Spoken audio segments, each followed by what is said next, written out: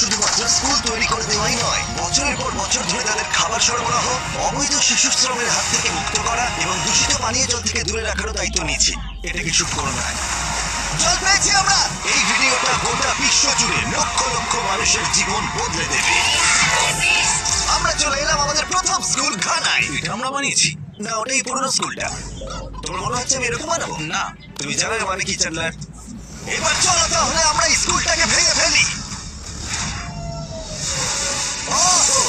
ভাঙতে থাকো।